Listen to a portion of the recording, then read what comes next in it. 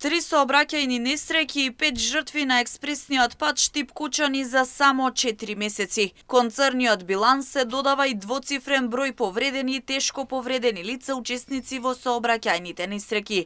Брзо возење, возење под дејство на алкохол или нешто сосем трето е причината за сообраќајните несреќи со фатални исходи, ги прашавме граѓаните на терен.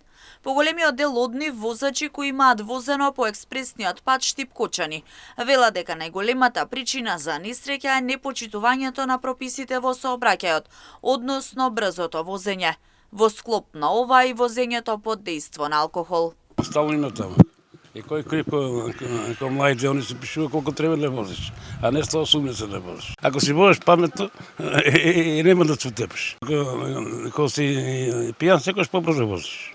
Не усекаш ногата колку возиш. Те тоа? Нема друго. Се е грешко шоферите, не е пат. Пато си убав. Те тоа? Заради брзо возење.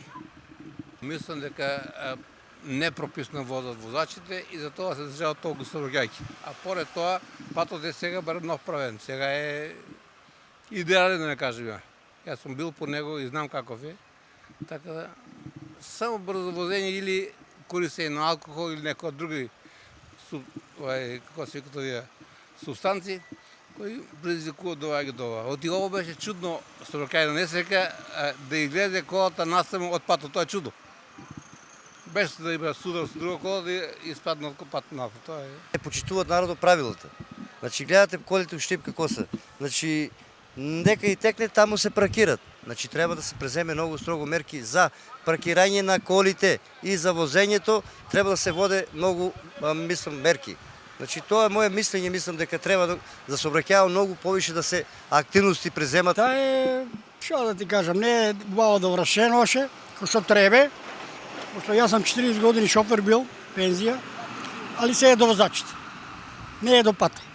Се е до возачите. Ако малку главата се чукне, ќе размисли, ќе види како треба се возе да се уредува. Поголеми казни или поставување камери. Ова се можните решенија според граѓаните со кои би се намалил бројот на сообраќајни несреќи, пред се несреќи со жртви.